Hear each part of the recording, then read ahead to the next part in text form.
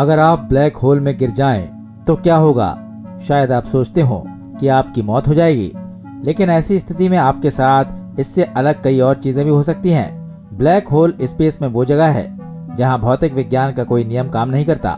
इसका गुरुत्वाकर्षण क्षेत्र बहुत शक्तिशाली होता है। इसके खिंचाव से कुछ भी नहीं बच सकता। प्रकाश भी यहाँ प्रवेश करने के बाद बाहर नहीं निकल पाता है। ये अपने ऊपर पड़ने वाले सारे प्रकाश को अवशोषित कर लेता है। आइंस्टाइन बता चुके हैं कि किसी भी चीज का गुरुत्वाकर्षण स्पेस को उसके आसपास लपेट देता है और उसे कर्व जैसा आकार दे देता है। जलकर राख हो जाए, ये जरूरी नहीं हो सकता है कि आप किसी दूसरे ग्रह पर जीवन की तलाश में निकले हो या फिर अंतरिक्ष यान से बाहर निकले हो और तभी ब्लैक होल की चपेट में आ जाएं। आपका अनुमान होगा कि ब्लैक होल आपको कुचल देगा, हालांकि वास्तविकता इससे काफी अलग हो सकती है। अगर आप ब्लैक होल की चपेट में आ गए हो तो आपके साथ दो बातें हो सकती हैं। या तो आप तुरंत ही जलकर राख हो जाएंगे या फिर आप बिना किसी नुकसान झेले ब्लैक होल में फंस जाएंगे। जब कोई विशाल तारा अपने अंत की ओर पहुंचता है तो वो अपने ही भीतर सिमटने लगता है। धीरे धीरे वो भारी भरकम ब्लैक होल बन जाता है और सब कुछ अपने आप में समेटने लगता है। स्टीफन हॉकिंग का इवेंट होराइजन, इसके बाहरी हिस्से को इवेंट होराइजन कहते हैं। क्वांटम प्रभाव के चलते इससे गर्म कण टूट टूट कर ब्रह्मांड में फैलने लगते हैं। स्टीफन हॉकिंग की खोज के मुताबिक हॉकिंग रेडिएशन के चलते एक दिन ब्लैक होल पूरी तरह द्रव्यमान मुक्त कर गायब हो जाता है। जब आप ब्लैक होल के अंदर पहुंचते हैं, केंद्र तक वो असीम घुमावदार होता है। वहां आकर समय और स्पेस दोनों अपना अर्थ खो देते हैं और भौतिक विज्ञान का कोई नियम काम नहीं करता। यहाँ पहुँचने के बाद क्या होगा कोई नहीं जानता। क्या कोई दूसरा यूनिवर्स आ जाएगा या फिर आप सब कुछ भूलकर नई दुनिया में पहुंच जाएंगे? ये रहस्य अब तक बना हुआ है। आपको देखता एक काल्पनिक साथी मान लीजिए कि आपके इस सफर में एक साथी ए भी है। वो बाहर से खड़ा होकर ब्लैक होल के अंदर आपको जाते हुए देख रहा है। अगर आप इवेंट होराइजन की ओर आते हैं तो ए आपको ऐसे पता है जैसे कि मैग्नीफाइंग ग्लास से आपको देख रहा हो। आप उसे स्लो मोशन में नजर आते हैं। आप उसे आवाज देकर कुछ नहीं बता सकते क्योंकि वहाँ कोई हवा नहीं है। हो सकता है कि आप अपने आईफोन से एक ऐप के जरिए संदेश भेजें, यदि ऐसा ऐप उपलब्ध हो, क्योंकि आपके शब्द तो बहुत देरी से पहुंच रहे होंगे, जिसका कारण यह है कि ब्लैक होल के अंदर फ्रीक्वेंसी लगातार कम होती जाती है। जब आप हॉरिजन तक पहुंचेंगे, ज़हन आपको फ्रीज हुआ पाएगी, मानो किसी ने आपका पॉज बटन दबा दिया हो। आप में कोई गति नहीं होगी और आप हॉराइजन की भीषण गर्मी की चपेट में आ चुके होंगे।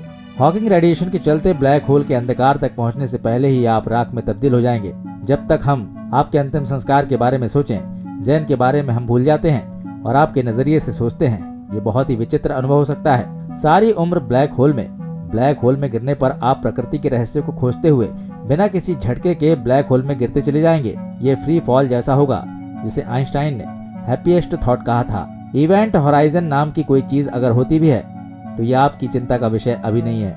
ये जरूरी है कि अगर ब्लैक होल का आकार छोटा हुआ तो आपको दिक्कत हो सकती है। गुरुत्वाकर्षण का बल तब आपके पाँव में ज्यादा महसूस होगा, सिर के बजाय। लेकिन मान लेते हैं कि ये ब्लैक होल हमारे सूर्य से भी काफी बड़ा है। एक हकीकत ये भी है कि बड़े ब्लैक होल में आप अपना पूरा जीवन सामान्य तौर पर बिता सकते हैं। वैसे कितना सामान्य हो सकता है, ये सोचने की बात है। जब आप इसके बारे में सोचते हैं तो पाते हैं कि यह समय से जुड़ा अनुभव है। समय केवल आगे बढ़ता है, पीछे की ओर नहीं बढ़ता। यह हमारी इच्छाओं के खिलाफ भी बढ़ता है और हमें पीछे टर्न लेने से रोकता है। यानी साफ है कि आप ब्लैक होल में पलट नहीं सकते और ना ही ब्लैक होल को छोड़कर भाग सकते हैं। ऐसे वक्त में आपके दिमाग में एक सवाल जरूर कौंधेगा कि ज़हन के साथ क्या हुआ था। वो आपको इवेंट होराइजन की सतह पर क्यों जलाने पर उतारू थी। दरअसल ज़हन तार्किक ढंग से सोच रही थी। उसके नजरिए से आप ब्लैक होल के होराइजन पर जल जाएंगे। ये कोई भ्रम की स्थिति नहीं है। वो आपके अवशेष को जमा करके आपके परिवार के लोगों को भी भेज सकती है। लेकिन ब्लैक होल के अंदर जाते ही ज़हन के भौतिक विज्ञान के नियम आप पर काम नहीं करेंगे। वहीं दूसरी ओर भौतिक विज्ञान के नियमों के मुताबिक आप होराइजन के अंदर सीधे जा सकते हैं बिना गर्म कणों से टकराए। नहीं तो आइंस्टाइन के हैप्पीएस्ट थॉट और सापेक्षता के सिद्धांत का उल्लंघन होगा। तो इस लिहाज से भौतिक विज्ञान के मुताबिक आपके साथ दोनों में से कोई भी स्थिति हो सकती है। आप ब्लैक होल की बाहरी सतह पर जलकर खाक हो सकते हैं या फिर उसके अंदर आसानी से पहुंच सकते हैं। अंतरिक्ष में दूर की वस्तुओं में जुड़ाव 2012 की गर्मियों में अहमद अल-मेहरी, रोनाल्ड मारोल्क, जोए पोल्चिंस्की और जेम्स सुले, इन्हें साथ में AMPS भी कहा जाता है, ने ब्लैक होल को लेकर अब तक की हमारी राय को बदला। इसके लिए इन चारों ने क्वांटम मैकेनिक्स और आइंस्टाइन के सिद्धांतों का ही सहारा लिया। उनके मुताबिक अंतरिक्ष में एक दूसरे से दूर की वस्तुओं का आपस में जुड़ाव हो सकता है। वे एक के ही दो हिस्से होते हैं। हालांकि इस सिद्धांत से भी कोई नतीजा नहीं निकला। ये मूलभूत भौतिक विज्ञान का सबसे विवादास्पद सवाल अब भी बना हुआ है। न्यू जर्सी स्थित प्रिंसटन यूनिवर्सिटी के डैनियल हार्लो और स्टैनफोर्ड यूनिवर्सिटी कैलिफोर्निया के पैट्रिक डायडन ने ये पता लगाने की कोशिश की कि स्पेस की दो वस्तुओं यानी आपका और ब्लैक होल के हॉराइजन के अंदर के हिस्से का जुड़ाव किस तरह का है। 2013 में इन दोनों ने पाया कि अगर सबसे तेज कंप्यूटर से भी ये पता लगाने की कोशिश की गई तो इस जुड़ाव का पता लगाने में काफी वक्त लगेगा। इसको डिकोड करने में इतना वक्त भी लग सकता है जब तक कि ब्लैक होल खुद ही पूरी तरह नष्ट हो जाएगा। जाहिर है ऐसे में ब्लैक होल के अंदर गिरने पर आपके साथ क्या होगा, इसको लेकर दोनों जवाब अपनी अपनी जगह बने हुए हैं।